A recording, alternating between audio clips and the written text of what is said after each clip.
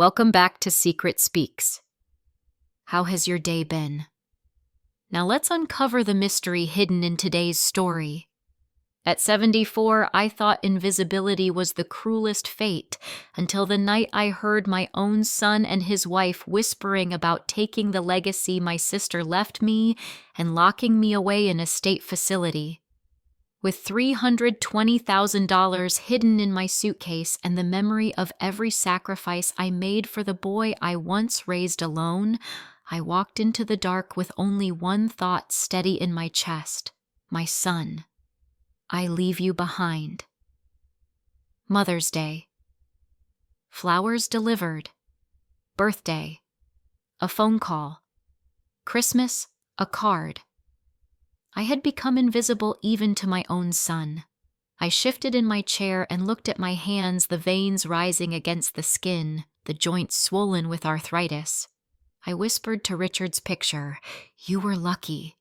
You did not have to sit in this chair and watch yourself disappear piece by piece." There was a knock at the door. I expected it to be one of the aides reminding me I had skipped breakfast again, oatmeal and weak coffee in the dining hall. Instead, the door cracked open and Paul Johnson, the receptionist, leaned in. His tie was loose, his bald spot shining under the hall light, and he looked apologetic.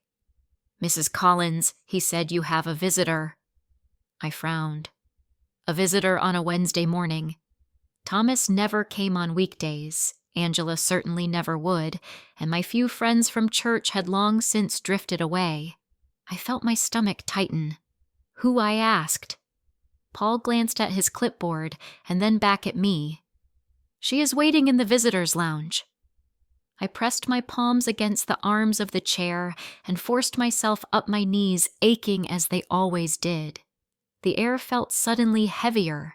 For a moment I looked at Richard's picture again, at that smile frozen in time, and whispered, "Whoever it is, let me be strong enough to face it."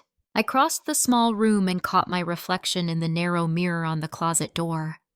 My hair needed taming, the silver waves stubborn where they curled at my temples. I picked up the soft brush from the dresser and pulled it through slowly until the strands lay as neatly as they would. I traded the robe for a navy cardigan and a skirt buttoned the top with careful fingers, then found the small tube of lipstick I kept in a teacup. The color was a muted rose. It made me look more awake, less haunted.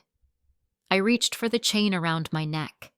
The locket held a tiny photo of Richard on one side and Thomas as a little boy on the other. Thomas in a red sweater, front teeth, missing eyes bright with mischief. I pressed the locket to my chest and felt the cool metal against my skin. The past felt very close in moments like this, the way scent and sound can open a door in the mind. Outside my room, the hallway carried the midday energy of the place. A game show sang from the television in the lounge. Someone laughed, then coughed, then laughed again. A woman in a wheelchair rolled past, tapping the armrest with the tip of her finger in a rhythm only she understood. A flyer on the bulletin board announced watercolor class at 2 and hymn sing at 4. Beneath it, someone had written in shaky pen, "Please bring larger print lyrics." Darla came from the nurse's station with a small plastic cup and a chart. She was 20-something with a messy ponytail that never seemed to stay where she put it. She smiled when she saw me, and the smile reached her eyes. "Good morning, Maggie," she said, skipping the formality that made me feel like an object. "You look nice today. Are you heading out?" "A visitor," I said. "Paul told me." "I do not know who." She tilted her head the way a sparrow listens for rain. "Do you want me to walk you down?" I shook my head. "I can make it." Her kindness steadied me like a hand on my back when the wind is too strong. As I moved down the corridor, the smell shifted from disinfectant to something sweet from the kitchen. They were baking cinnamon rolls for the afternoon snack. The scent tugged at memory. Saturday mornings in our old kitchen, steam curling from a kettle, Richard humming tunelessly while he whisked pancake batter, Thomas racing toy cars under the table legs. I felt my throat tighten, then took a slow breath. Memory can be a comfort or a blade. It depends on how you hold it. The elevator doors opened with their usual little sigh. I stepped in and pressed the button for the first floor, leaning lightly on the rail while the car descended. My mind began to make a list of possibilities. A woman from the church quilt group, though I had not been in years. Someone from the Wilmington Neighborhood Association with some last piece of mail. The billing office, though, they would not send someone to the lounge for that. The idea of a hospital chaplain flashed through my mind, and I pushed it away. That kind of visitor comes with bad news, the kind that changes the shape of a day and does not give it back. The elevator opened into the lobby with its fake ficus trees and the framed print of sailboats that had faded to a pale blue sea. Paul sat at the desk answering a phone call, and he lifted 2 fingers in a gentle greeting as I passed. The visitors' lounge was to the right, a room with wide windows and soft chairs arranged in pairs. Someone had set a vase of supermarket daisies on the coffee table. A magazine lay face down, the cover curling at the edges. I slowed at the threshold and smoothed my skirt again, an old reflex I could not shake. My heart tapped faster in my chest, a bird against glass. I thought of Richard, of how he would take my hand and say we can handle whatever this is. I thought of Thomas, of how rarely he said my name these days. Above all, I thought of the quiet that follows a knock at a door, the way a moment can hold its breath before it becomes something else. I stood there for another beat, gathering myself, then stepped inside. A man in a dark suit stood as I entered, tall, with hair more salt than pepper, and a briefcase at his side. His expression was professional, the kind that carries both formality and patience. He stepped forward and extended his hand. "Mrs. Collins, thank you for seeing me on such short notice. My name is Greg Peterson.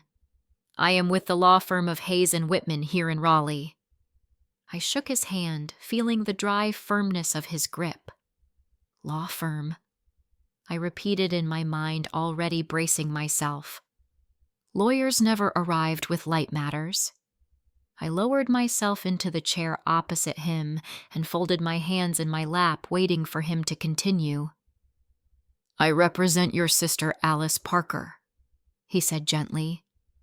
I felt the air leave my chest. Alice. I had not spoken her name aloud in years. We had not talked for nearly 2 decades, our last words sharp and bitter over our parents' estate. The silence had stretched so long that it felt permanent, like a canyon carved into stone.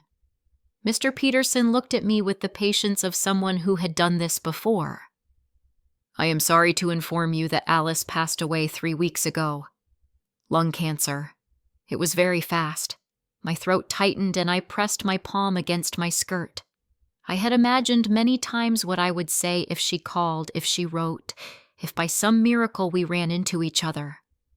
None of those imagined endings included this. Dead. My sister, stubborn and brilliant and impossible, was gone. I whispered the words without meaning to. She never told me. She requested that no one inform you of her illness, he said softly. She did not want to be seen in that condition. A hot sting built behind my eyes. For 20 years we had wasted our lives on silence, and when the end came, she still kept me at a distance. Yet here sat this man, his briefcase balanced neatly beside him, ready to deliver whatever final message Alice had chosen. She revised her will shortly before her passing, he explained. She left an envelope for you and an inheritance. He placed a thick white envelope on the coffee table between us. The flap sealed my name, written in Alice's unmistakable angled handwriting. I reached for it with trembling hands. The pen strokes pulled me back to childhood summers, when she labeled her notebooks with the same sharp letters, always neater than mine. Mr. Peterson opened his briefcase and removed a cashier's check. The amount printed across it seemed unreal. $320,000. She insisted it be provided in this form, he said. It took a bit of arranging, but it is now ready. She wished for you to have it outright. I stared at the numbers. My mind stumbled over them as if they were a foreign language. 320,000. Money Alice had saved, guarded, refused to touch, now placed in my lap like a key to a door I had not believed I could open. Mr. Peterson continued, There are formalities of course paperwork I will need you to sign, but the funds are entirely yours. She called it her legacy. He emphasized the word as if he wanted it to linger. I nodded absently. My eyes had already returned to the sealed envelope. The weight of it in my hands felt heavier than the paper could possibly be.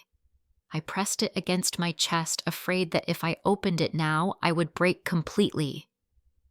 Would you like me to explain the rest, or shall I give you some time? He asked. Time, I whispered. Please, he rose smoothly, gave me his card, and said he would check in tomorrow to finalize the banking details. Then he left me alone in the lounge with the envelope and the check, two objects that seemed to pulse with the echo of my sister's presence. For a long while I did not move. The air conditioner hummed overhead. The scent of supermarket daisies filled the room, and outside a drizzle painted the windows in streaks. I closed my eyes and finally let the tears fall. Not the restrained ones I had shed at Richard's funeral, but deep sobs that shook me. Years of anger and loss and longing spilled out until I could hardly breathe. When the storm quieted, I wiped my face with the tissue from my sleeve and opened the envelope. Inside was a folded sheet covered in Alice's sharp handwriting. Maggie. If you are reading this, it means I am gone. You always said I needed to have the last word, so I suppose I found a way. I regret the years we lost to stubborn pride.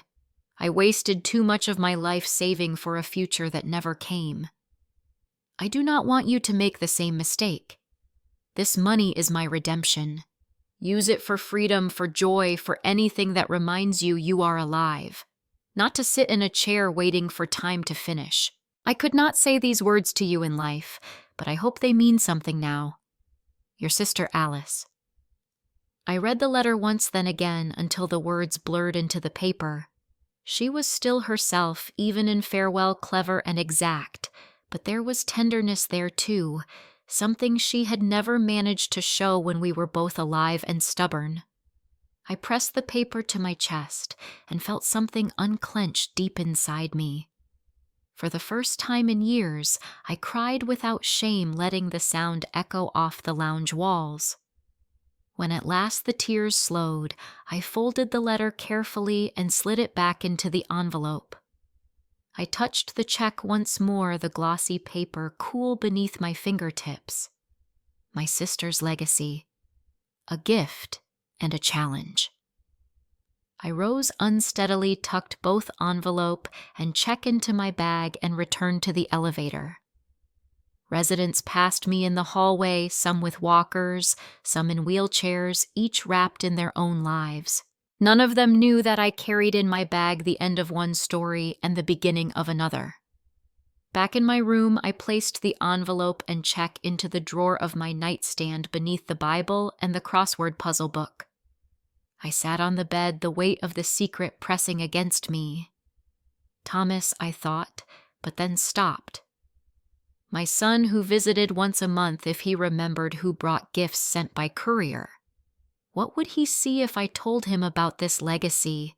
A chance for connection or simply numbers on a page? I looked at Richard's photo and spoke aloud. Richard, if you were here, you would tell me to hold this close until I am sure. The evening light dimmed the walls of the room, fading into shadow. I traced the edges of the envelope one more time, then slid the drawer shut. For now, I would keep this to myself. Sleep did not come easily in the nights that followed. I lay awake staring at the shadows on the ceiling, listening to the hum of the radiator and the occasional cough down the hall. The envelope in the drawer might as well have been a stone pressing against my chest. My sister's handwriting, the sharp edges of her words, her demand that I live, rather than wait, all circled endlessly in my thoughts. Often my mind wandered to Thomas as a boy. I remembered him running through the yard in Wilmington knees, scraped and laughter ringing like bells. I remembered the winter after Richard died when Thomas was only 15 and how I worked double shifts tutoring just to pay for his asthma treatments. I saw him as the little boy who once reached for my hand crossing the street, not the grown man who now gave me polite hugs and rushed phone calls. By the fourth night, I sat upright and whispered into the quiet, I have to see him. Whether from longing or duty or desperation, I could not tell. I only knew I wanted to look into my son's eyes again and believe there was still something unbroken between us. The next morning, I opened my closet and pulled out my old blue suitcase. Its corners were scuffed from years of travel, but the locks still worked. Inside the lining was the small hidden compartment Richard had built years ago, before a trip to Europe just in case we ever needed to hide cash or documents. I ran my hand over it and thought of his voice telling me a backup plan never hurts. I began to pack with care. At the very bottom, I placed the cashier's check and the envelope tucked inside a folder of important papers. Next went the key to a safety deposit box I had opened downtown, a place where I could eventually move the money if needed. I folded 2 cardigans, my navy skirt, a good blouse, and a sensible pair of shoes. I added the book of crosswords, a bottle of arthritis pills, and the small jewelry box with my locket inside. Each item felt like a piece of armor. As I zipped the suitcase closed, I spoke quietly. Sister, I will carry your legacy with me. Not just the money, but the chance to face what still needs facing. Arranging the trip was simple enough. A taxi to the bus station, then a 1-hour ride to the suburbs outside Raleigh, where Thomas and Angela had bought their large brick house. I did not call ahead. Part of me wanted the surprise to catch a glimpse of their unguarded lives. Another part feared that if I announced myself, Angela would find a reason to delay or deflect. On the day of my departure, the sky was clear, cold autumn air sharpened my lungs as I climbed into the cab. The driver hummed along to a country song on the radio, unaware of the way my fingers tightened around the handle of the suitcase. I stared out the window at the passing trees and thought of the conversations I might have. I imagined telling Thomas about Alice, showing him the letter offering to share part of the money so he could breathe easier. I imagined his gratitude, maybe even relief, as though this gift could mend the distance between us. When the bus pulled out of Raleigh, the landscape shifted to wide streets lined with maples and oaks leaves turning crimson and gold. The houses grew larger, spaced farther apart, their driveways filled with SUVs and minivans. I felt both out of place and oddly determined, like a traveler stepping into foreign soil. At last the bus stopped near their neighborhood, and I hailed another cab for the final stretch. The driver turned into a cul-de-sac lined with immaculate lawns and carefully trimmed hedges. At the center stood their house, a 2-story brick home with white columns, the kind that seemed pulled from a magazine spread. The lawn looked perfect, but I noticed the hedges along the side were beginning to brown at the edges. As the cab rolled to a stop, my heart thudded against my ribs. I pressed a 20 into the driver's hand and stepped onto the sidewalk, my suitcase heavy at my side. The air smelled faintly of mulch and cold earth. For a long moment, I simply stared at the house, remembering the modest home where Thomas had grown up, remembering the sound of his bicycle rattling up the driveway. The front door opened before I had even lifted my hand to knock. Angela stood there slim and polished as always, her hair perfectly styled, her sweater in a shade of ivory that probably cost as much as my monthly pension. Her lips curved into a smile that did not quite reach her eyes. Maggie. What a surprise. Her voice was warm enough on the surface, but I caught the split second of calculation behind her expression, the pause before she adjusted her tone. Hello, Angela, I said, steadying my voice. I hope I am not intruding. Of course not, she replied quickly, though her hand lingered on the door as if she might prefer to close it again. Please come in. She stepped aside and I crossed the threshold into the gleaming entryway, my shoes clicking against the marble floor. A chandelier sparkled above, catching the late afternoon sun. Everything shone as if polished for display, yet the silence felt taut, like a string pulled too tight. Angela reached for my suitcase. Let me take that for you. I held it firmly. Thank you, but I will keep it with me. Her eyes flickered just enough for me to notice before she smiled again. As you wish. Thomas will be so glad to see you. He is upstairs finishing a call. She guided me into the living room where leather couches framed a glass table and shelves displayed carefully arranged decor rather than books. I sat on the edge of the couch, my suitcase beside me, my heart beating with both hope and dread. For the first time in years, I was under their roof. For the first time since Alice's letter, I carried more than memories. I carried her legacy. And in the quiet of that room, with Angela's polite smile hovering, I wondered if I had stepped into the beginning of a reunion or the edge of another kind of storm. Thomas came down the stairs a few minutes later, his tie loosened and his phone still in his hand. When he saw me sitting in the living room, his face broke into a wide smile, one of those smiles that still reminded me of the boy who used to sprint across the yard to greet me after school. He pulled me into a hug that smelled faintly of aftershave and exhaustion. Mom, you should have called, he said. I would have picked you up, made sure everything was ready. I wanted it to be a surprise, I replied, pulling back to study his face. There were more lines around his eyes than I remembered, and a tiredness that no smile could cover. Angela reappeared carrying a stack of takeout containers, her heels tapping on the tile. Dinner is almost here, she announced, her tone carefully cheerful. I ordered from Amici's, the new Italian place everyone talks about. Thomas rubbed his hands together like a boy about to unwrap a present. Perfect timing. Mom, you are in for a treat. We moved into the dining room where a long, polished table gleamed under a chandelier. 3 places were set near one end with crystal glasses and heavy silverware, the rest of the table stretching empty like a stage waiting for guests who never came. Angela unpacked the containers and transferred the food onto serving platters. Pasta glistening with oil, veal cutlets in a rich sauce, roasted vegetables drizzled with balsamic glaze.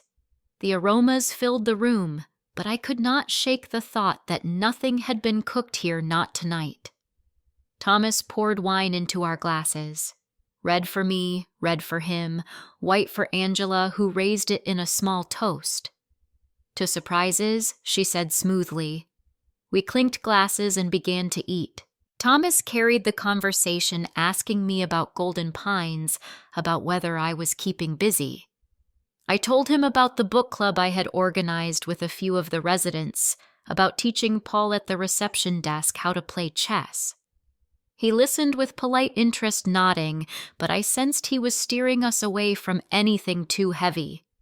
The pasta was rich, the sauce clinging to the noodles, but after a few bites I found myself pushing it around the plate. Instead of savoring, my eyes roamed the room. On the mantel above the fireplace were framed photos, all glossy with professional lighting. Thomas and Angela at a gala, Thomas on a golf course with colleagues, Angela in a sleek dress at some charity dinner. Their lives displayed like trophies. Not a single photograph of me. not one of Richard. The absence hit me harder than I expected, leaving a hollow place in my chest. To fill the silence, I began telling stories of Thomas as a boy, how he had once tried to build a raft out of fence boards and nearly sank it in the pond, how he had refused to eat anything green until I convinced him spinach could make him as strong as Popeye. Thomas laughed, embarrassed but pleased. Angela leaned forward, eyes glittering with interest, her fork forgotten on her plate. She asked question after question as if piecing together a childhood she had never known. For a moment the room felt warm, the laughter rising and bouncing off the polished walls. It almost felt like a family table again. I let myself believe in that feeling until the meal was over, until the plates were stacked, and Thomas insisted I rest while he and Angela cleared the table. I wandered back into the living room and lowered myself onto the couch. My knees ached from the trip and from sitting so long in a stiff chair. I picked up a magazine from the glass table but did not read it, only listened. From the kitchen came the sound of dishes clattering, water running, then voices lowered. I tried not to listen, but the sharp edge of Angela's tone carried through the archway. She was not whispering, only speaking low enough to pretend it was private. "This is exactly the wrong time," she hissed.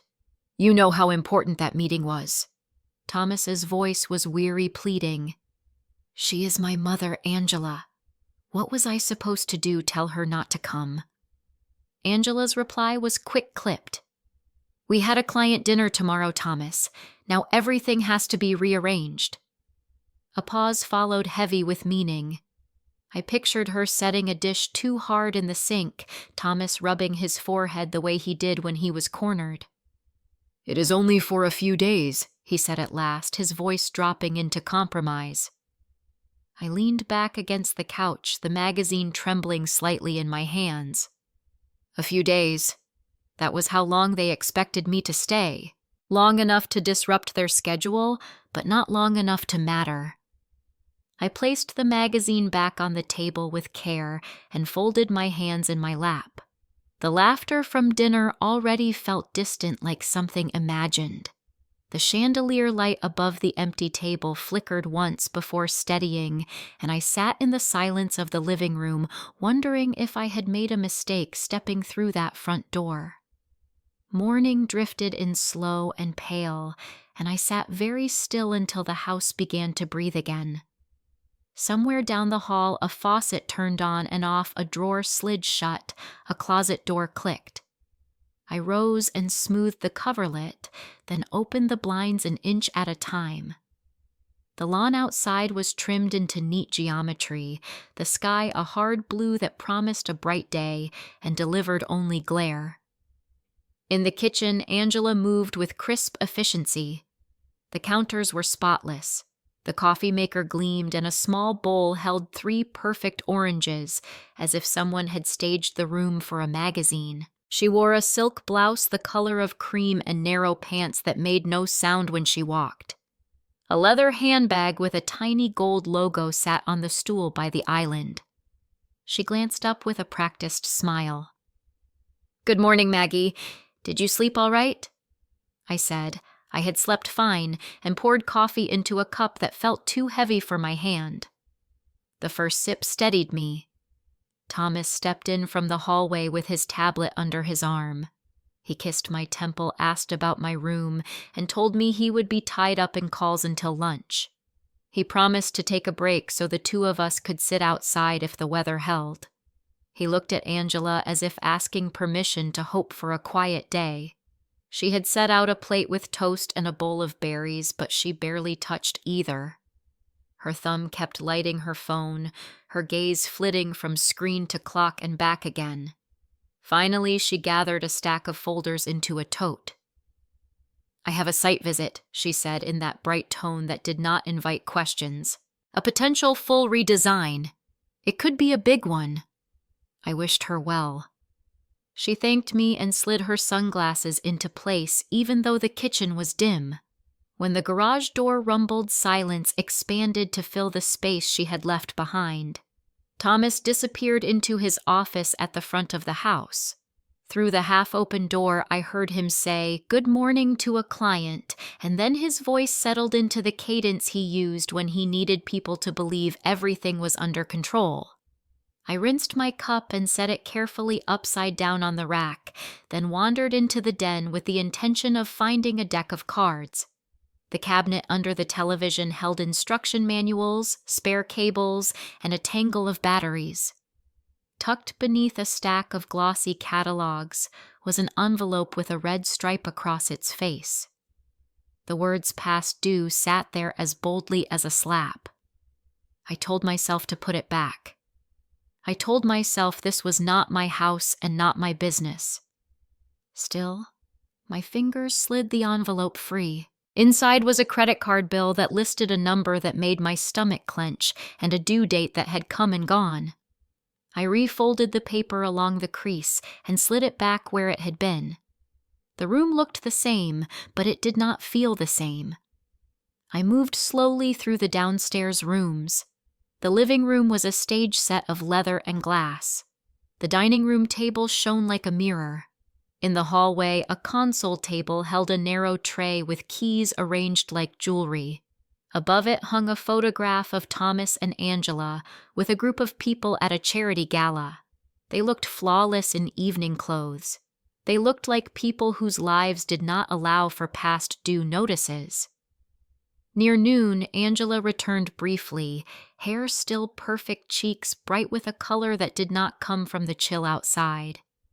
She placed 2 shopping bags on the counter and pulled out a scarf of pale blue silk, a pair of shoes, and a small envelope from a boutique with a ribbon tied neatly around it. There was a sale, she said, a rare one, and she could not let the opportunity pass.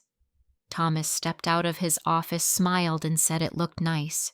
His fingers tapped the edge of the island, a small metronome of nerves he did not know he had. After she left again, the house sank into quiet. I carried my book to the back patio and sat in a patch of sun, turning pages I could not absorb. The air smelled like damp leaves and distant mulch. A neighbor walked a small dog along the sidewalk and waved. I waved back and thought about the house I used to have, the way a screen door snapped shut behind a boy coming home hungry from school. In the afternoon, I went upstairs to look for my reading glasses. I had left them somewhere, I was sure of that, and the search felt like a reason to move. The guest room where I slept sat at the top of the stairs. Across the hall, a door stood ajar. Angela had a room of her own, an office with a wide white desk and a vision board pinned with photographs of rooms lit like dreams. Books on color theory and furniture history lined a shelf in perfect order. On the desk lay invoices and catalogs, a measuring tape, a stack of business cards with the name Parker Interiors. Some envelopes were opened, others still sealed. I told myself to leave, to respect the boundaries that keep families from tearing. Then a single word on a letterhead stopped me. Foreclosure. I could not help it. My hand moved as if it belonged to someone else. The letter from the bank was calm and formal, a warning that payments were delinquent and that further action would be taken if the account was not brought current. The date was recent. I stared at it until the black letters seemed to loosen on the page. I put it back exactly where it had been and stood for a long time in the doorway, listening for footsteps that did not come. In the late afternoon, Thomas asked if I wanted tea on the patio. We sat facing the yard, wrapped in our sweaters, the sun sinking behind the trees in a glow that made the grass look almost silver. He asked about my book club, and I told him about the woman who always insisted on reading the last page first. He laughed and said some habits are about control. I studied his profile when he looked away, the way worry had carved itself into his brow. I wanted to ask about the letter upstairs. I did not. The words crowded my tongue and then retreated. I chose the path of quiet for 1 more hour. Dinner was roasted chicken from a deli and a salad that Thomas chopped with a seriousness that made me love him a little more. Angela came in late, flung her scarf on a chair, and kissed the air near his cheek. She spoke about a client who might be ready to sign, and about a supplier who had promised her an exclusive fabric. Her hands flashed as she talked, her ring catching the kitchen light and scattering it in small, hard stars. I watched them both. Thomas nodded and filled our glasses with water. Angela told a story about a homeowner who wanted a kitchen that looked like a French farmhouse and a pantry that could hide everything. She laughed and said people only wanted the appearance of simplicity. I thought about the letter upstairs and felt my pulse beat in my ears. After dinner, Thomas said he needed to finish some notes before bed. He squeezed my shoulder as he passed a gesture that said, "I am trying." Angela collected the plates and ran water in the sink. I took my time with the last of my salad, then excused myself and climbed the stairs, the banister smooth under my palm. In the guest room, I turned on the lamp and sat at the edge of the bed. The suitcase rested beside the nightstand, and the knowledge of what lay hidden inside it sharpened the air. I picked up my phone to check the time, put it down, then picked it up again. Down the hall, Angela's voice rose, muffled by distance but sharpened by urgency. "Please, you have to give me more time." I heard the rhythm of the words more than the words themselves. Another pause. "I told you I will have it next month. Do not call this number again. No, my husband does not know, and he cannot know." The house went silent after that. The kind of silence that expands until it fills every room. I stared at the wall and felt something heavy settle against my ribs. The past due notice in the den, the foreclosure letter in the office, the shopping bags on the counter, the smile that never reached her eyes. Threads that had looked harmless now braided themselves into a rope. I switched off the lamp and slid under the quilt, but sleep did not come. I lay in the dark and listened for the soft sounds that prove a house is just wood and air and people trying their best. Somewhere a heater clicked on. Somewhere a car passed on the street tires, whispering against asphalt. The suitcase beside the bed was a small outline in the dim light from the window. I rested my hand on it and felt the hard edge of the zipper. Angela was hiding a storm from Thomas. She was also hiding the storm from herself. And here I was, a guest with a secret of my own, sitting on the seam where a life can split. The house settled into that peculiar midnight quiet that amplifies the smallest sound. A vent clicked. The refrigerator motor hummed and then fell silent. I kept my eyes open in the dim light from the street lamp seeping through the curtains. The digital clock on the nightstand glowed a dull red and read 12:18. I swung my legs out from under the quilt and placed my feet on the carpet, the fibers cool against my skin. Something had tightened in the air, not a noise, exactly more like a pressure change before a storm. Footsteps moved down the hall. One set, then another. A door opened and closed below. Voices rose low and tense, the way people speak when they think the house itself is listening. I eased the bedroom door open and stepped into the hallway. The carpet cushioned every move. At the top of the stairs, I paused and wrapped my hand around the banister, the wood polished smooth by years of hands. I took the first step, and then another, stopping halfway where the angle of the railing hid me from the foyer and gave me a clear line to the study. Angela's voice carried first. "We cannot keep pretending time will fix this." The bank called again. The card companies called again. "We need money and we need it fast." Thomas sounded exhausted, the weight of the words dragging at the ends of his sentences. "I asked for a bridge advance at work. They said no. The bonus is not until next quarter. I cannot make money appear." Her heels tapped once against the hardwood and then stilled. "Then we find a source that already exists." She let the sentence hang bait in still water. "Your mother is upstairs. She has resources. She sold the Wilmington house. She has been living quietly for years. You really think she has nothing left?" The railing felt suddenly cold under my fingers. I thought of the envelope in my suitcase and the small brass key to the safety deposit box tucked beside it. The breath caught high in my chest. Thomas tried to slow her. Most of what she got from the house went to Golden Pines. Fees, medications, the extras she likes. It adds up. You know that. Angela gave a short, humorless laugh. Extras? You mean a private senior living facility that costs more per month than our mortgage? Do you know what a state home costs? I looked it up, Thomas. A fraction. It is practical. It is responsible. She is 74. If she lives another 5 years, that will be lucky. We cannot keep drowning while she sits in a place with piano recitals and watercolor classes. My mouth tasted metallic. Images flashed unbidden. Mrs. Carter from church alone in a state facility I had visited 2 winters ago, a room meant for 2 crammed with 3 beds, the television stuck on a channel no one watched, the smell of bleach unable to cover the smell beneath it. The aide who told me kindly but firmly that visiting hours were over because there were not enough staff to watch the doors. The memory cut hard. Glass clinked in the study. I pictured Angela pouring wine, the bottle catching the light her face set in resolve. She continued brisk now, as if she were walking him to a conclusion step by step. She sold the house, and there is still her savings. There are always savings. A woman like her does not live without a safety net, and there are assets we can move. The SUV, no, we need that for clients. The club membership, no, we host there. The only immediate solution sits in the guest room down the hall.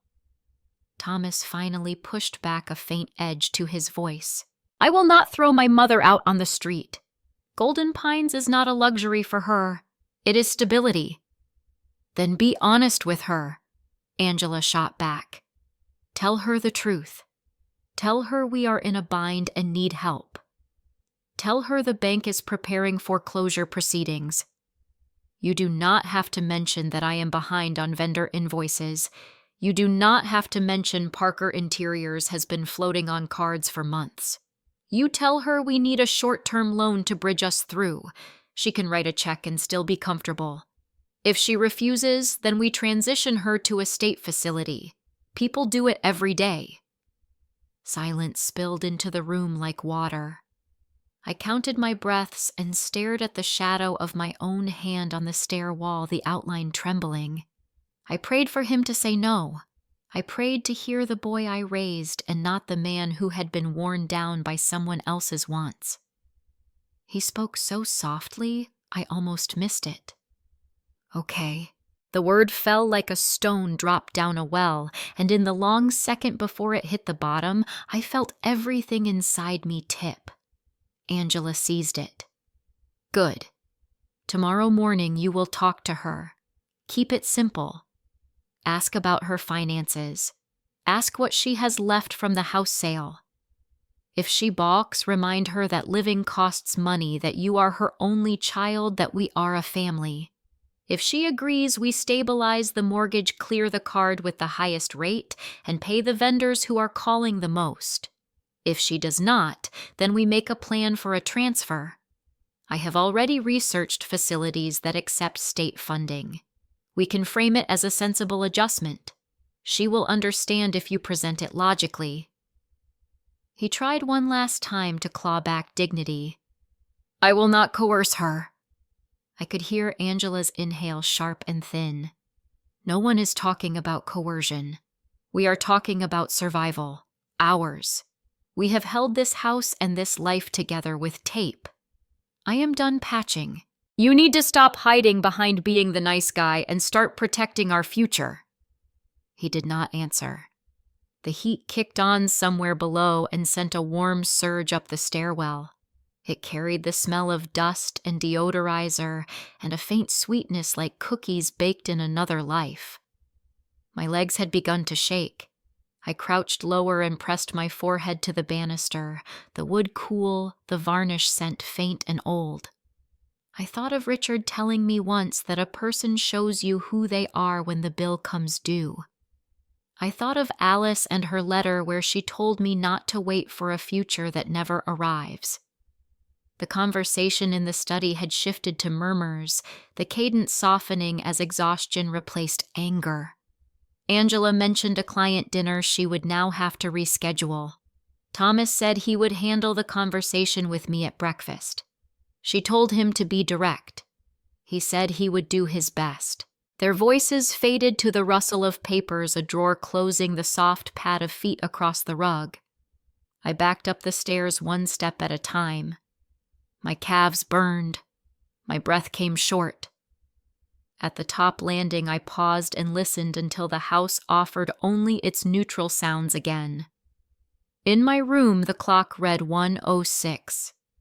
I closed the door without a click and stood there, palms flat against the wood, feeling my pulse hammer in my wrists. When it slowed enough for me to move, I crossed to the nightstand and opened the drawer. Alice's letter lay where I had left it, the fold creased by my earlier reading. I slid it out and traced the path of her words with the tip of my finger. She had written about redemption. She had written about using the money to be alive, not to sit waiting for time to finish. She had not known that her legacy would become a shield. Perhaps she had known. My sister had a way of seeing around corners. I set the letter on the bedspread and took out the folder that held the cashier's check. The paper gleamed softly in the lamplight. For a moment, I imagined walking downstairs, placing it on the table and saying, "Here is a lifeline." The fantasy lasted less than a breath. Angela's voice returned with surgical precision. "She is 74. If she lives another 5 years, that will be lucky. State facility. Practical. Responsible." The words fit together like a machine designed to separate a person from her dignity. I tucked the check back into its folder and returned both it and the letter to the drawer. My hand shook and I had to pause to steady it. A sound drifted through the wall. Laughter, quick and mean, then the flat murmur of the television turning on in the downstairs den. I sat at the edge of the bed and stared at the suitcase silhouette against the nightstand. Inside that small rectangle were my past and my future pressed together. The key in its sleeve, the paper with its impossible number, the proof that someone had loved me enough to give me a way out. In my mind, I walked through the next morning. Thomas knocking gently, his face arranged in calm concern, his sentences softened to sound reasonable. Me at the kitchen island with a mug of coffee cooling at my hand, listening as if I had not already heard the draft of his speech. I saw the fork in that moment with painful clarity. One path ended with me surrendering control to keep the peace. The other path was darker, but honest. I lay back and stared at the ceiling. The crack that ran from the light fixture to the corner had the shape of a river on a map, a narrow vein that split the plaster and kept going.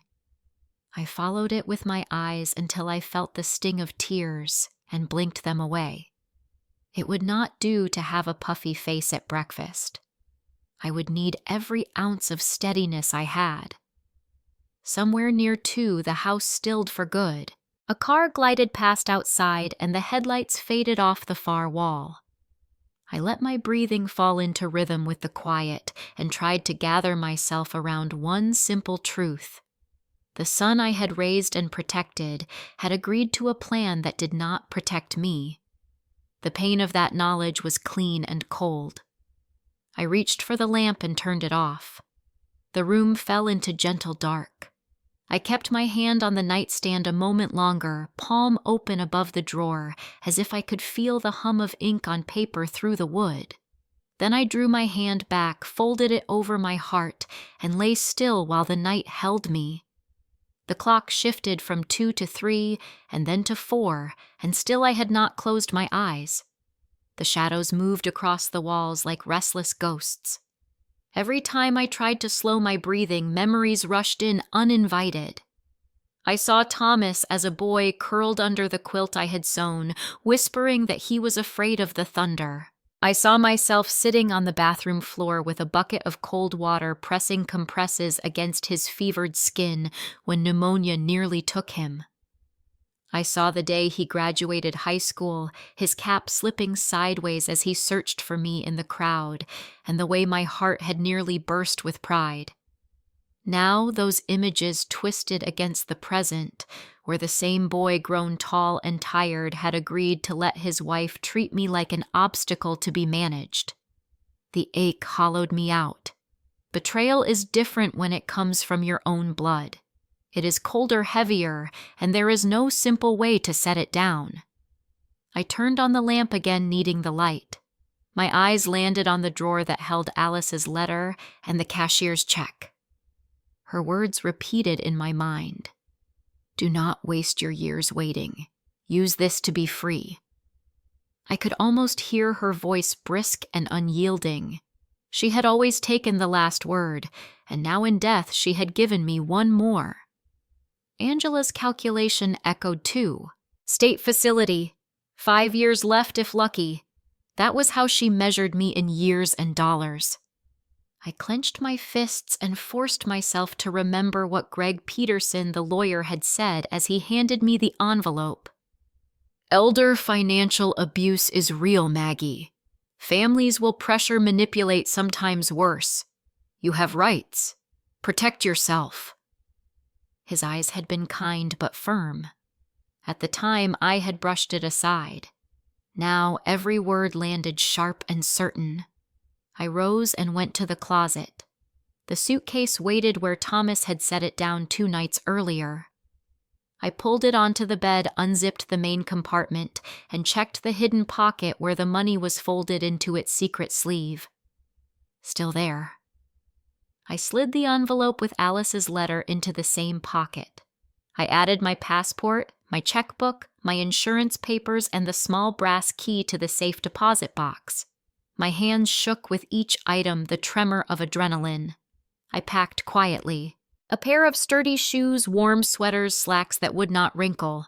My arthritis medicine, the small pill organizer that held a week's supply. I wrapped them carefully in a scarf so they would not rattle. Each sound in the house seemed magnified, each zip of fabric teeth a cannon shot. I stopped often, holding my breath, listening for movement outside the door. At one point, the floor creaked in the hallway. My heart slammed. I froze, crouched beside the suitcase, every muscle screaming for silence. The sound came again, slower, softer, like someone pausing outside my door. My throat burned with the urge to cough. Seconds stretched thin, then the house shifted, a pipe settling, and silence pressed in again. I waited a full 5 minutes before I moved. Sweat gathered at my temples even though the room was cool. I wiped my palms on my nightgown and forced myself to continue. I slid the check into a folder and tucked it beneath clothes, burying it deeper. I strapped the suitcase closed and dragged it gently to the corner near the door. I sat on the edge of the bed, trembling with exhaustion. A plan had formed, fragile but steady. I would not wait for Thomas to corner me at the breakfast table with rehearsed concern. I would not give Angela the satisfaction of circling like a hawk above prey. I would leave before the house stirred, while the sky was still gray and the streets empty. I pulled my phone from the nightstand and opened the rideshare app. My finger hovered over the screen. I pictured the car pulling into the drive, headlights sweeping across the windows, Angela waking to see my escape. Instead, I chose the taxi service. Greg had once mentioned an old number saved under contacts. They would not flash lights or ask questions. I typed a message requesting a pickup at 5 a.m. The reply came back within a minute. Driver confirmed. The clock read 4:30, half an hour to endure. I folded my hands together and tried to slow the shaking. Thoughts of Thomas returned unbidden. Him standing on the baseball field at 10, clutching his glove, looking to me after every play. Him at 16, furious after losing his father, slamming doors, and then crying in my lap when he thought no one could see. I had given him my best years. Now he would trade me for the promise of another loan payment met. I rose again and slipped on my coat. The weight of the suitcase handle in my palms steadied me. I checked the drawer one last time, running my hand over the letter like a blessing, then closed it softly. Another sound in the hall made me freeze. This time it was unmistakable. A footstep, then another. Shadows flickered beneath the door as someone passed. I held my breath until the creak faded down the stairs. My knees ached from standing rigid, but I dared not move until silence returned.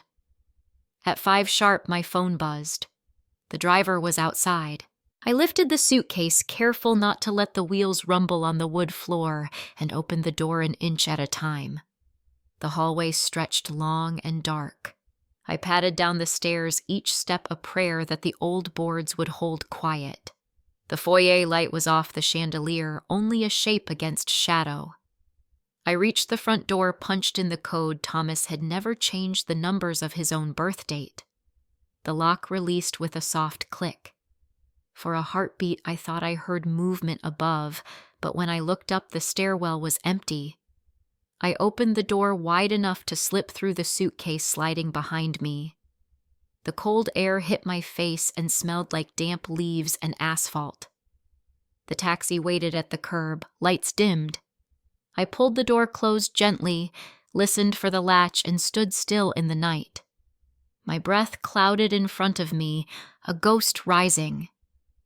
The driver stepped out, a young man in a cap, and lifted the suitcase into the trunk without a word. I slid into the back seat, my coat wrapped tight around me, and finally allowed myself to exhale. The house loomed behind me, silent, perfect in its angles, but inside it held nothing safe. As the car rolled forward, tires whispering on the pavement, I pressed my forehead against the cool glass. The horizon was just beginning to pale. A chapter of my life was closing behind me, and Alice's legacy, hidden in the suitcase at my side, had become my lifeline. I did not know where the road would take me next, only that I could no longer stay. The taxi moved slowly through the quiet neighborhood, the engine a low hum against the silence of sleeping houses. I sat in the back seat, clutching the handle of my suitcase, my pulse still racing from the minutes before. The driver glanced at me in the mirror once but asked nothing. I was grateful for that. My throat felt too tight to answer questions. Streetlights painted the road in uneven pools of yellow. Each turn of the wheels carried me farther from the manicured lawn, the spotless driveway, and the marble foyer that had felt more like a stage set than a home.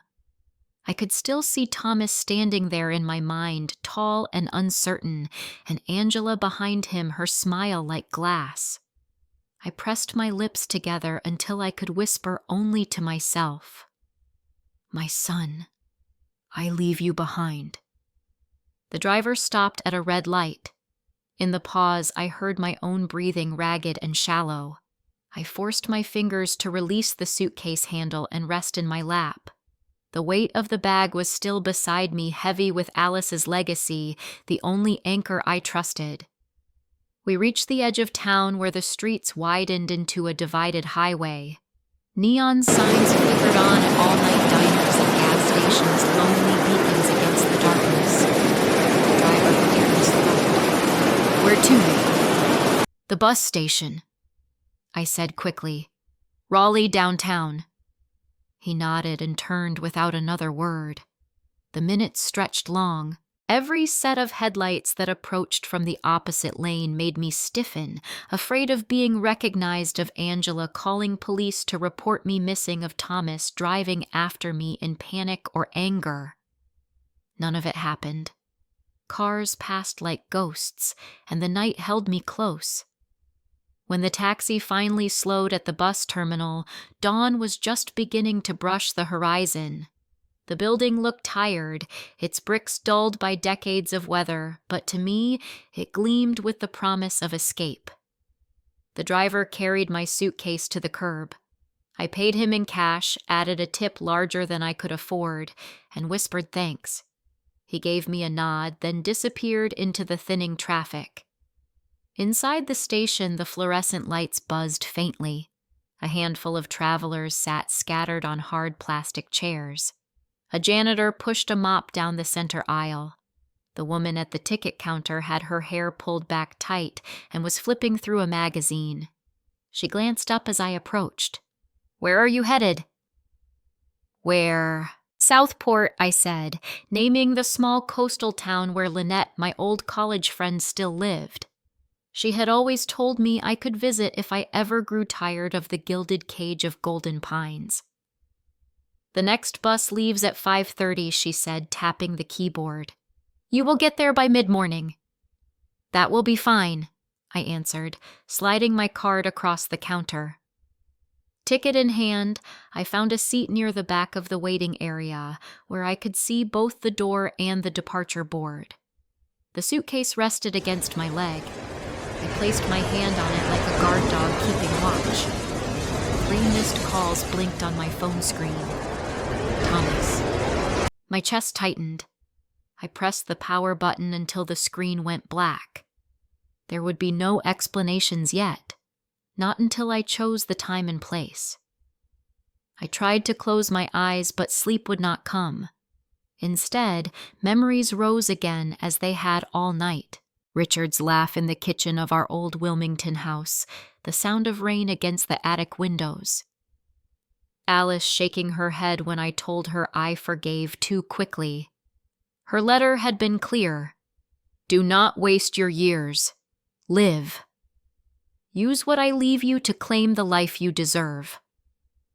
A bus hissed as it pulled into the station bay. The driver stepped out to smoke his cap tilted low. A young couple hurried past me laughing softly. Life moved on around me, ordinary and unremarkable, and yet inside me, everything was breaking and beginning again at once. When they called boarding for Southport, I adjusted my coat, and pulled the suitcase upright. The wheels clattered against the tile as I moved toward the door. I climbed the steps into the bus, chose a seat at the back, and set the suitcase on the seat beside me. The driver collected my ticket, tore the stub, and offered a polite nod. As the bus rolled out of the station, I pressed my forehead against the cool glass. Raleigh slid away behind me, its outlines fading into the pale light of morning. I thought of Angela's words, so crisp and heartless. She is 74. 5 more years if lucky. That was all I was to her, a calculation, an obstacle, a resource to be tapped. But I was more than that.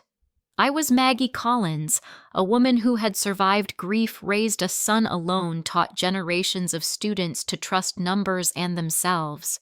And now I was a woman running toward freedom. The road opened wide, flanked by fields, and the first hints of sunrise. The suitcase pressed against my leg, warm as if alive. Inside it was Alice's legacy, but also my decision, my defiance, my last chance to live on my own terms. I whispered again into the window, barely audible even to myself. "My son, I leave you behind." The bus gathered speed, and I held tight to the armrest as the city disappeared, and the horizon stretched forward without end.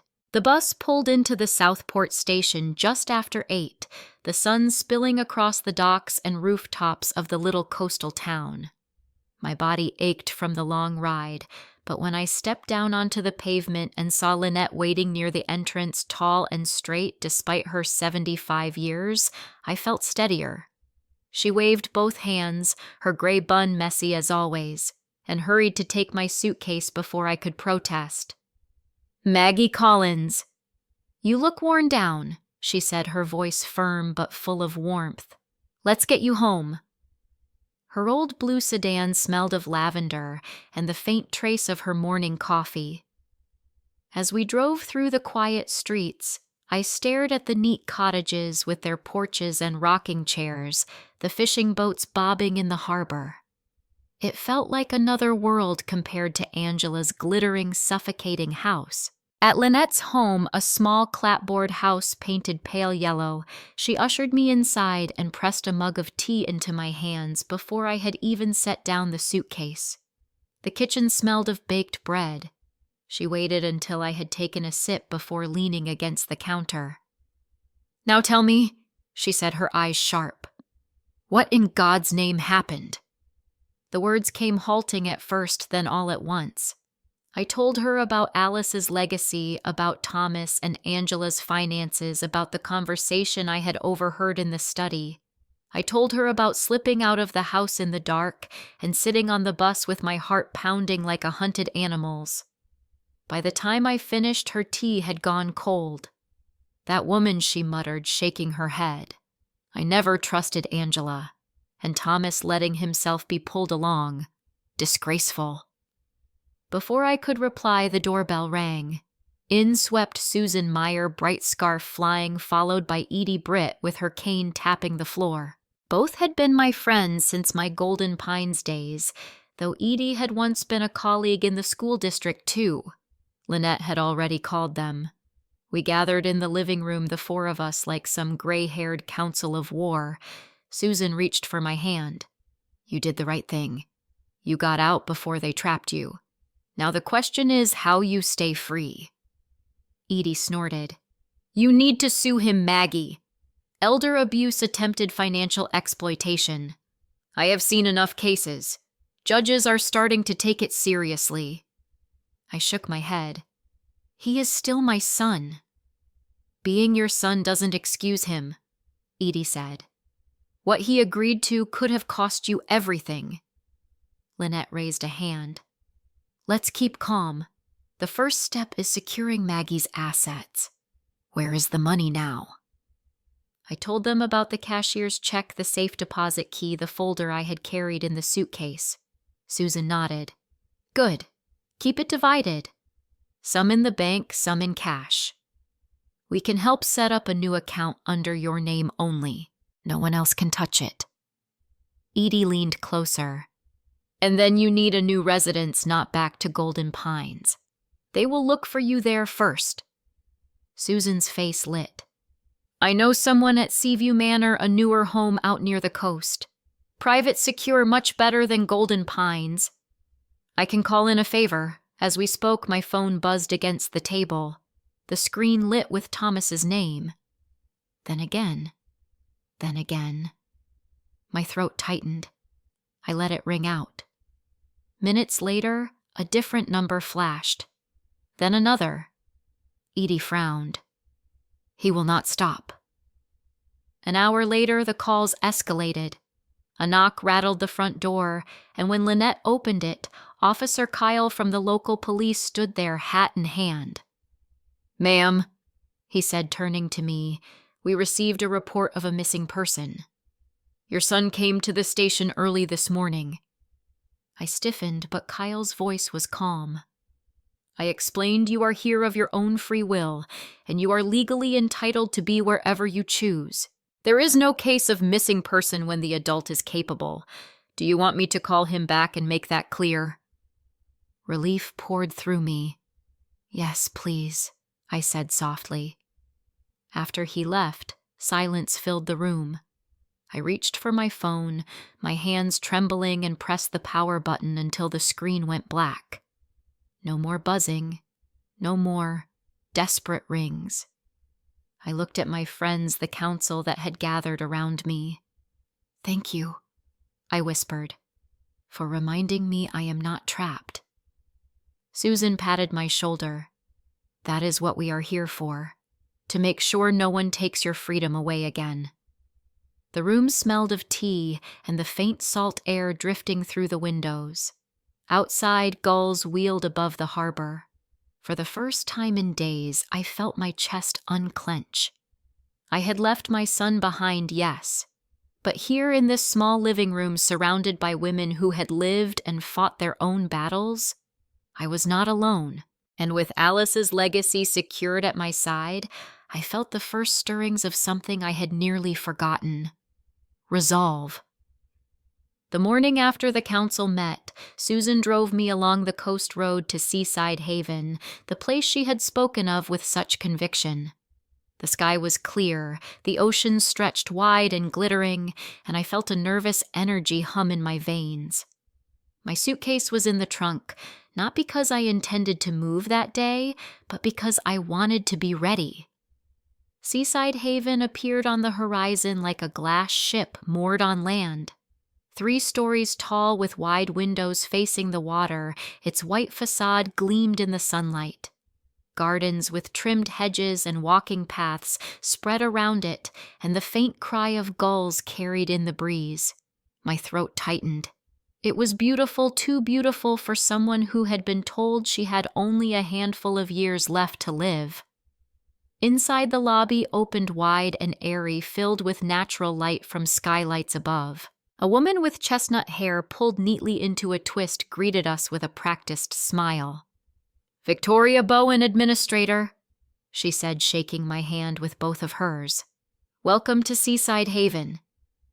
Her voice carried the warmth of a hostess, but the precision of someone who knew every number on every ledger. She guided us past a lounge where residents sat chatting over coffee and into a dining hall that smelled faintly of herbs and butter.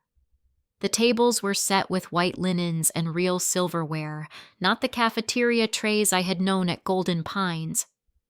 We continued into a library with tall windows and shelves of worn novels, then to a solarium filled with flowers in winter bloom.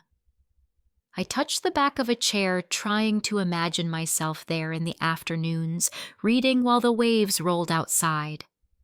Victoria kept speaking of amenities, of activities, of medical staff available day and night, but my attention snagged on one thought. Could I really belong here? Was it allowed after decades of rationing myself, of giving everything to others, to take something for me? At last we entered her office calm and ordered with a view of the sea stretching beyond. "Please, Mrs. Collins, sit," she said. "We can discuss details if you are interested."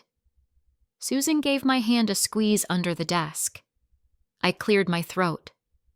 "I am not only interested," I said slowly. "I want to make this my home." Victoria nodded as though she had been waiting for that moment. "Then let us review. A 1-year lease is standard renewable at the end of term. The cost includes lodging, meals, activities, and full access to the medical wing. Payment can be monthly, quarterly, or annual." "Annual," I said before she had finished. Victoria tilted her head. "That provides a discount and security." "Are you sure?" "Yes." Reached into my handbag and pulled out the folder. Inside was the cashier's check Alice had left. I placed it on the desk, my hands steady now. "This is my sister's legacy. I want to use it properly." Victoria's expression softened as she took the check. "Very well.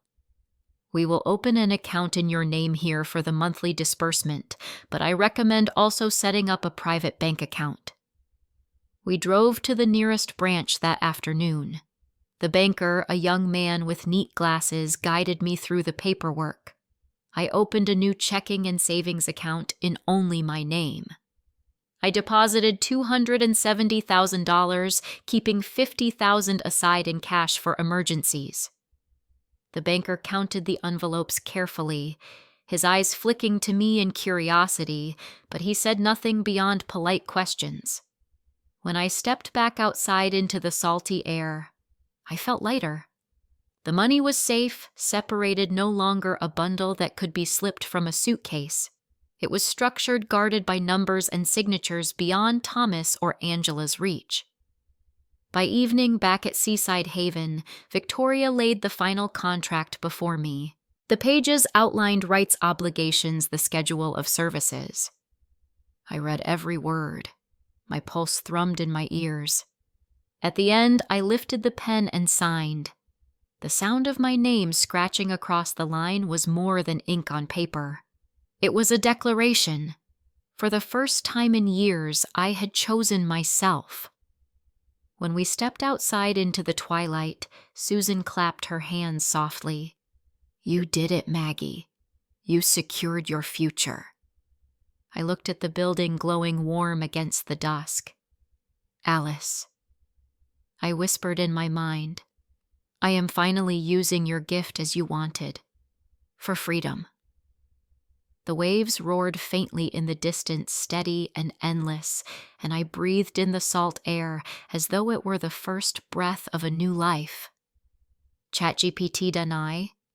2 weeks passed at Seaside Haven before I saw Thomas again. I had just finished a morning walk along the garden path when Victoria came to tell me a visitor was waiting in the lobby. My legs went cold, though the air was warm. I knew before she spoke his name. Thomas sat on one of the leather chairs, his shoulders slumped, his suit hanging looser than I remembered. His face looked drawn, his eyes hollow with lack of sleep. When he rose and saw me, the faint hope that flickered across his expression pierced me, but I kept my face steady. "Mom," he said softly, almost in a whisper, "please can we talk?" I hesitated, then turned to where Lynette and Edie stood a few steps away. They had been visiting for coffee when the call came. "Stay?" I asked. He nodded stiffly, though I saw his jaw tighten. We walked together into a quiet sitting room near the library. Thomas sat across from me, his hands twisting together. For a long moment he said nothing. Then the words rushed out. "I am sorry. I should never have gone along with Angela, never agreed to her talk about nursing homes or money. I was drowning in her debts, her pressure. I let myself believe that maybe it would be easier if you helped." His voice cracked on the word. He lifted his head, and for a moment I saw the boy he had been, the boy who had looked for me in every crowd. Tears stood in his eyes. "She made me feel like I had no choice," he continued. "But the truth is, I wanted an easy way out. I was greedy, and I let that speak louder than respect for you." I clasped my hands in my lap, feeling their tremor, but my voice was steady. "You did have a choice, Thomas, and you chose to betray me." His tears spilled then. "I know. I hate myself for it. Angela is gone. She left, took what she could. I am alone now. I thought if I could see you, maybe you would let me explain." Edie shifted in her chair, her gaze sharp. "Explanation is not absolution." I raised my hand slightly, stopping her. "Thomas," I said, "Alice left me her legacy. She did not leave it to you or to Angela. She trusted me to use it for freedom, for dignity. And that is what I am doing." His lips trembled. "So you will not help me?" I shook my head. "I will not give you money. I will not let you decide where I live. You are my son, but that does not mean you control me." He bowed his head, his shoulders shaking. For a long moment there was only the sound of his ragged breathing. I wanted to reach out to fold him into my arms, as I had when he was a child, but I stayed still. "I am not saying I will never speak to you again," I said at last, "but if you want to be in my life, it will be on my terms. No money, no pressure, no lies. Only respect." He looked up defeated, his face wet. "I do not deserve it," he whispered. "Perhaps not," I answered quietly, "but you have a chance to prove yourself if you choose." The silence that followed was heavy but necessary. Finally he rose, swiping his sleeve across his face. "I will go," he said, his voice breaking. "Thank you for listening, at least." I nodded but did not rise to hug him. As he passed Lynette and Edie, they gave him curt nods. When the door closed behind him, the air felt still again. My chest ached with old love and new wounds, but there was no regret in my resolve. I had spoken what needed to be spoken. Alice's legacy was safe, and so was I. The sea air drifted faintly through the open window. I turned toward it, breathing deep, and let the sound of the waves remind me that boundaries once drawn could hold strong. The days that followed settled into a rhythm I had not known in years. At Seaside Haven, I woke to the sound of waves rolling against the shore sunlight spilling across my room and the scent of coffee drifting from the dining hall. Each morning I joined a small circle of residents in the library where we read aloud from novels and debated the lines that lingered. In the afternoons, I walked the garden paths with Lynette when she visited or joined Susan and Edie for tea on the terrace. I laughed more than I expected, and the heaviness that had clung to my chest for so long began to lift. One afternoon, I sat in the solarium with a book in my lap, listening to the gulls outside when Edie came in with the newspaper folded under her arm. Her eyes were sharp, but softened when she handed it to me. The headline was about a string of foreclosures in Raleigh, the kind of article most would skim and forget. But there, tucked into the column, was Thomas's address. Their house had been taken back by the bank. I read it twice, my heart steady in a way that surprised me. It was not joy I felt, not even triumph, but a sober acknowledgement. Karma had arrived quietly without my hand lifting a finger. Later that week, word came through Susan that Angela had left town with a man from her yoga studio, leaving Thomas behind with debts and no home. The image of her perfect smile and calculating eyes dissolved like mist. Thomas called once more after that. His voice was flat, tired, almost hollow. He said he had moved into a small apartment near downtown that he was starting over. He did not ask for money this time, only said he hoped one day I might forgive him. I listened, then told him I wished him the strength to rebuild his life.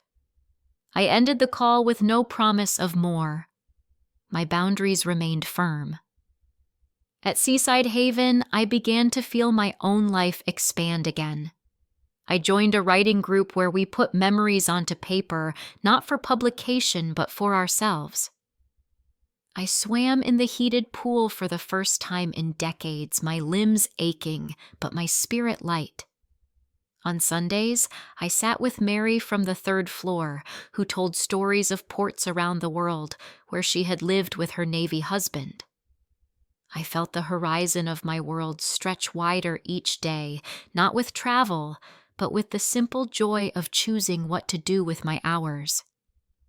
One evening, as the sun dipped into the water and painted the sky in shades of orange and rose, I sat on the balcony outside my room with Alice's letter in my hand. The ink had faded slightly at the edges, but the words carried the same weight. "Do not make the same mistake I did. Use what I leave you to live, not just survive." I pressed the paper to my chest and whispered aloud, "I am Alice. I am." I thought of Thomas then, of the boy he had been, of the man who had faltered. I did not know if I could ever fully forgive, but I knew I no longer carried the burden of saving him. That weight was his now. What Alice had left me was more than money. It was a key to freedom, a reminder that even at 74, I had the right to live with dignity, joy, and choice. When people at Seaside Haven asked me how I came to be there, I told them only part of the truth. I said I had sold my old house, that I wanted to live by the sea. The deeper story remained mine, carried in the lines of Alice's letter and the quiet strength in my chest. One morning after a book club meeting, as I lingered in the library, I realized I was no longer invisible. People knew me by name again. They asked for my opinion, they laughed at my jokes, they welcomed me into their routines. I was not grandma or a task on someone's checklist. I was Maggie Collins, and I had claimed my life back. As I sit here tonight, the waves still rolling steady beyond my window, I know the truth in its clearest form.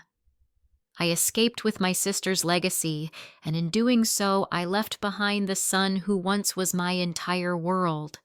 I carry love for him still, but love without chains. For the first time, I am free. And now I leave you with a question. If it were you, would you forgive a child who betrayed your trust? Or would you choose, as I did, to hold on to your freedom and live the years ahead on your own terms?